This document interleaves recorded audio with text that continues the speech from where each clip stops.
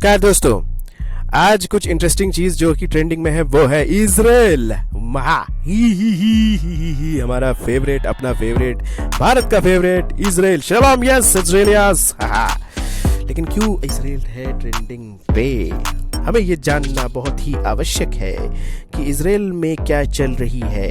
लोग अलग अलग चीजों को ट्वीट कर रहे हैं, लेकिन जो मेन फंडा है, जो प्रोटेस्ट है, वो काफी हद तक बहुत हद तक ऊंचाइयों के दौर पर जाके चिल्लाया जा रहा है। इसका मूल उद्देश्य क्यों है? क्यों इजराइल ट्रेंडिंग पे है?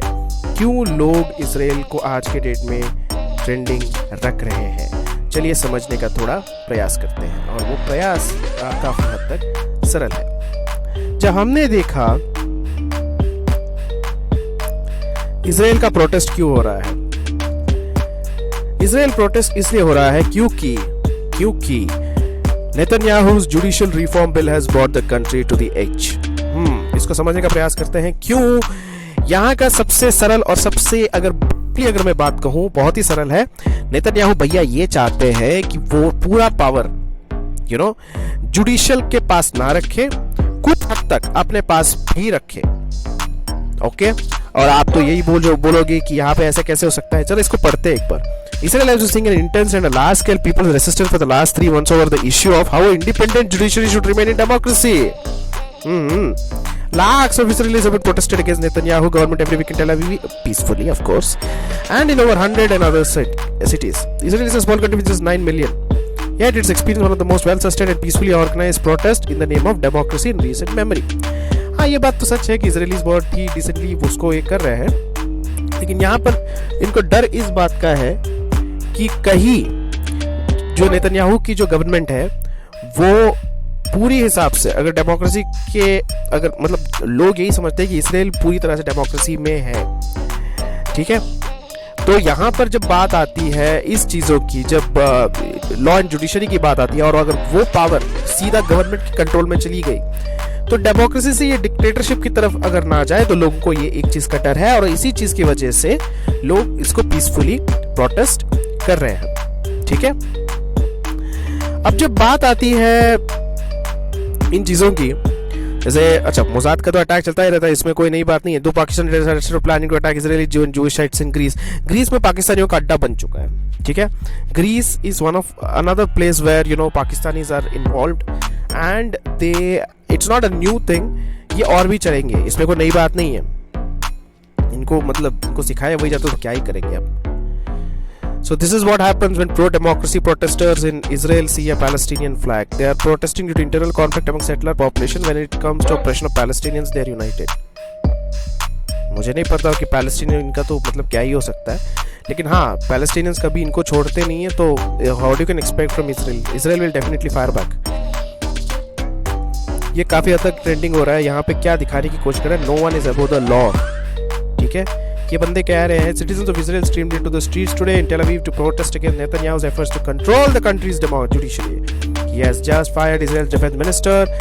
Fired defense minister, yes, यही चीज का डर सबको है, क्योंकि आप जब डिफेंस मिनिस्टर को आप फायर करते हो, फिर जुडिशरी पे क्वेश्चन करते हो, जुडिशियल रिफॉर्म प्लान की जब बात होती है, तो ये एक सवाल उठता है अगेन एंड अगेन कि क्या होगा बोल के। क्योंकि जैसे इंडिया कॉन्स्टिट्यूशन के हिसाब से चल रहा है, तो ये चीज है कि अभी यहाँ पर ये चीज का डर जरूर रहता है लोगों को कि क्या होगा बोल के, ये कैसे होगा। और इजराइल को ऊपर ये करने के लिए it's a very questionable fact कि क्या होगा बोल के। जैसे बहुत सारे लोगों ने लिखा हुआ था, the protesters took to the streets of Tel Aviv to protest against Netanyahu's attempts to control the country's judiciary. So अगर जुडिशरी सिस्टम पे कुछ पूरा कंट्रोल गवर्नमेंट के ऊपर चला गया, तो ये एक डरने वाली बात है, चाहे वो इंडिया में हो, कहीं पे भी हो।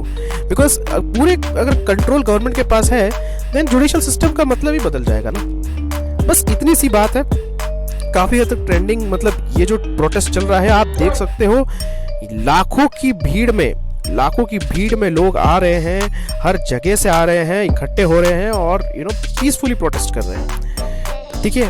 बेंजामिन नेतन्याहू जी ने भी इसके ऊपर ट्वीट किया है, जो कि प्रधानमंत्री है देश के अभी के लिए। तो उन्होंने ये कहा है कि I have known president Biden for over 40 years. I think Biden ने कुछ ट्वीट किया होगा, और जाहिर सी बात है ट्वीट करते रहते हैं वो, तो मैं इसलिए उनको ज़्यादा आज के डेट में मैं उनको इतना सीरियसली तो नहीं लेता हूँ, but still I have known president Biden for over 40 years and I appreciate his long-standing commitment to Israel. The alliance between the Israel and United States is unbreakable and always overcomes the occasional disagreement between us. ठीक है, my administration is committed to strengthening democracy by restoring the proper balances between the three branches of government which we are striving to achieve via broad consensus. Israel is a sovereign country which makes its decisions by the will of its people and not based on pressures from abroad, including from the best friends. Look at this. ये वाला जो tweet आप देख रहे हो ना, इससे ये साबित होता है कि नेतन्याहू का जो पॉइंट ऑफ व्यू क्या है। Israel is a sovereign country, first line, sovereign country which makes it's decision by the will of its people, यानी कि विल ऑफ इट्स पीपल का मतलब हो गया कि यार डेमोक्रेसी के पॉइंट ऑफ व्यू से ही है, डेमोक्रेसी बिगड़ी नहीं है, that's what he is trying to say, and not based on pressures from abroad. अब आप समझ में आ रहे हो कि ये क्या बोल रहे हैं, यानी कि कोई भी हमारे ऊपर दबाव नहीं रख सकता, ये हमारी कंट्री है और हम लोग देख रहे हैं टाटा बाय बाय जयराम जी की। यहाँ पे देखो last word, including from the best of the friends, यानी कि अगर भारत भी बोलेगा ना, इजराइल बोलेगा चल हट यहाँ से, ये मेरे घर की बात तुम क्यों बोल रहे हो यहाँ पे, हटो यहाँ से, आय I I I I I I. तो that is the key part what anything has been going ahead with. Biden की जो ये पॉइंट है, another Modi's dictator friends flees after, Prashant Bhushan ji हटो यार, तुम्हें कुछ यू नो, अशोक स्वयं तो मतलब इंडिया के अगेंस्ट ही बोलेगा कुछ भी, dictators day come to N and it's always nasty and humiliating. अबे जाना रे, क्यों मतलब अपनी बेइज्जती करवाने आ जाते हो, मुझे लगता भी नहीं है। मतलब यूएस की हर चीज में ना घुसने की जो ये नाक लगाने की जो बीमारी है ना, ये कभी नहीं सुधरने वाली, हर जगह पे ये जाएंगे, हर जगह में घुसेंगे। खुद तो मतलब खुद के कंट्री में लोग मर रहे हैं, खुद के कंट्री में गन वायलेंस ज्यादा है, लेकिन इनको दूसरे कंट्रीज की पड़ी है। इनमें और पाकिस्तानियों में कोई फर्क नहीं है, कभी कभार तो मुझे ऐसा लगता है दूसरों की कंट्री में अपना मतलब नाक रगड़ना है जाकर। आ गए पाकिस्तानी, चलो लिखा क्या है, देखते हैं। This is a clownish attempt in the same vein as Israelis Netanyahu to declare the one institution standing in the way of constitution's violation. Constitution Pakistan में है क्या, सबसे पहले तो बताओ मुझे, जो भी है देख लो एक बार।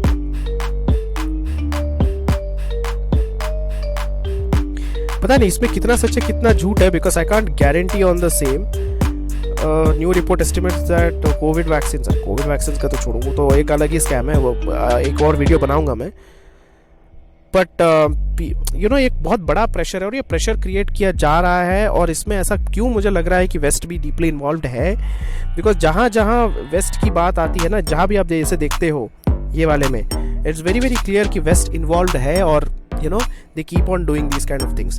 See, judicial system of Israel, I think अगर मैं भी देखूं डेमोक्रेसी के अगर पॉइंट ऑफ व्यू से देखूं तो हाँ ये बात सत्य है कि लॉ के ऊपर ये नहीं होना चाहिए, but I think it is very clear that we need to see what happens over there, and if it's good for the people of Israel then it's fine, नहीं तो you know time will say exactly what will happen. So with all due respect आज के लिए बस इतना ही, tata bye bye, जय राम जी की bye.